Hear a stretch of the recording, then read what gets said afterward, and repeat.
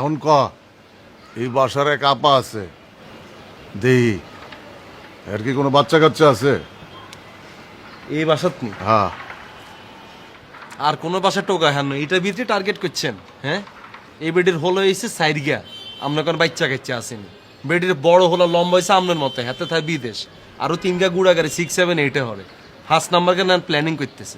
দেখলে তো বোঝাই যায় না। বুঝবেন কেমন? আপনি তো চেহারার দিকে তাকান না, তাহলে আর কেমনে বুঝবেন?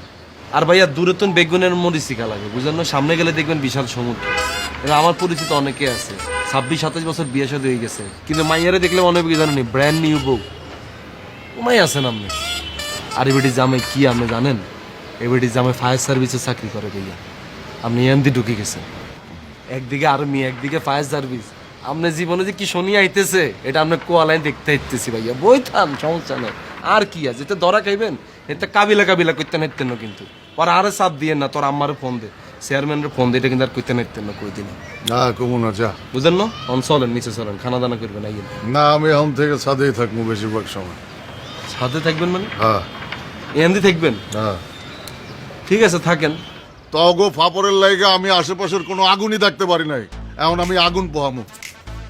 ঠিক আছে ভাই, আপনি আগুন পোহান, আবার বেশি হুড়ি যাইয়েন না আগুনে। আমি এখন থেকে বেশিরভাগ সময় ছাদে থাকবো।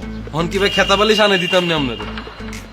আয়না দিস, সন্ধ্যার পরে আয়না দিস, তখন আবহাওয়াটা একটু ঠান্ডা হইব, বইয়ের পরে আরাম পাবো। যা।